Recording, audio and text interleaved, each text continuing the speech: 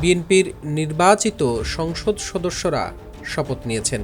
বিকেলে জাতীয় সংসদ ভবনের দক্ষিণ প্লাজায় শপথ নেবেন নতুন মন্ত্রিসভার সদস্যরা। এর মধ্যে ২৫ জন পূর্ণমন্ত্রী আর ২৪ জন প্রতিমন্ত্রী হিসাবে শপথ নেবেন। বিএনপি চেয়ারম্যান তারেক রহমানের নেতৃত্বে ৫০ জনের নতুন মন্ত্রিসভা গঠিত হচ্ছে। নতুন মন্ত্রিসভার ২৫ জন মন্ত্রীর মধ্যে বিএনপির মহাসচিব মির্জা ফখরুল ইসলাম আলমগীরকে দেওয়া হয়েছে স্থানীয় সরকার, পল্লী উন্নয়ন ও সমবায় মন্ত্রণালয়। স্থায়ী কমিটির সদস্য আমির খসরু মাহমুদ চৌধুরী সামলাবেন অর্থ ও পরিকল্পনা মন্ত্রণালয়। অন্যদিকে সালাউদ্দিন আহমেদ স্বরাষ্ট্র মন্ত্রণালয়ে, ইকবাল হাসান মাহমুদকে দেওয়া হয়েছে বিদ্যুৎ, জ্বালানি ও খনিজ সম্পদ মন্ত্রণালয়ের দায়িত্ব।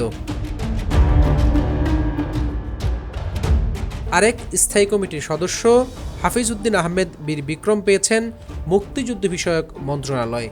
আবু জাফর মোহাম্মদ জাহিদ হোসেনকে দেওয়া হয়েছে মহিলা ও শিশু বিষয়ক মন্ত্রণালয় এবং সমাজ কল্যাণ মন্ত্রণালয়ের দায়িত্ব।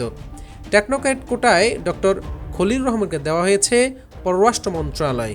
আব্দুল আউয়াল মিন্টু পেয়েছেন পরিবেশ, বন ও জলবায়ু পরিবর্তন মন্ত্রণালয়। কাজী শাহ মুফাজ্জল হোসেন কায়কোবাদকে ধর্ম বিষয়ক মন্ত্রণালয়, মিজানুর রহমান মিনুকে ভূমি মন্ত্রণালয়, নিতাই রায় চৌধুরীকে সংস্কৃতি বিষয়ক মন্ত্রণালয়ের দায়িত্ব দেওয়া হয়েছে। এদিকে খন্দকার আব্দুল মুক্তাদিরকে দেওয়া হয়েছে বাণিজ্য, শিল্প এবং বস্ত্র ও পাট মন্ত্রণালয়ের দায়িত্ব।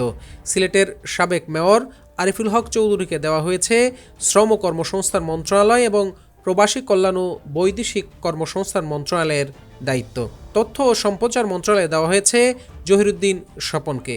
টেকনোক্র্যাট কোটায় মোহাম্মদ আমিনুর রশিদকে দেওয়া হয়েছে কৃষি, মৎস্য ও প্রাণী সম্পদ এবং খাদ্য মন্ত্রণালয়। বেসামরিক বিমান পরিবহন ও পর্যটন মন্ত্রণালয়ের দায়িত্ব পেয়েছেন আফরোজা খানম। বিএনপির যুগ্ম মহাসচিব এবং ছাত্রদলের সাবেক কেন্দ্রীয় সভাপতি মোহাম্মদ শহীদউদ্দিন চৌধুরী নিয়ে পেয়েছেন পানি সম্পদ মন্ত্রণালয়ের দায়িত্ব। আসাদুল হাবিব দুলুকে দুর্যোগ ব্যবস্থাপনা ও ত্রাণ মন্ত্রণালয়ের দায়িত্ব দেওয়া হয়েছে। সাবেক অ্যাটর্নি জেনারেল মোহাম্মদ আসাদুজ্জামান পেয়েছেন আইন, বিচার ও সংসদ বিষয়ক মন্ত্রণালয়ের দায়িত্ব। বিশিষ্ট শিল্পপতি জাকারিয়া তাহের পেয়েছেন গৃহায়ন ও গণপূর্ত মন্ত্রণালয়ের দায়িত্ব। আর দীপেন দেওয়ানকে দেওয়া হয়েছে পার্বত্য চট্টগ্রাম বিষয়ক মন্ত্রণালয়। বাংলাদেশে নকল প্রতিরোধের কর্ণধার আনম ও এহসানুল হক মিলনকে দেওয়া হয়েছে শিক্ষা, প্রাথমিক ও গণশিক্ষা মন্ত্রণালয়ের দায়িত্ব।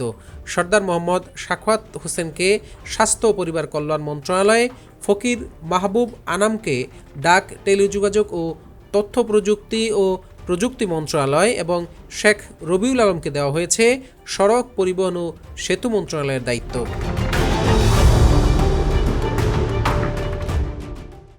দেশের নাম্বার 1 ট্রেডিং অ্যাপ নিফটি ফার্স্টে পাচ্ছেন ট্রেডিং এর সব সুবিধা, dual এক্সটেন্স access, company analysis, portfolio তৈরি করা সহ আরও অনেক ইউনিক ফিচারের সাথে ট্রেড করতে ডাউনলোড করুন এক্ষুনি।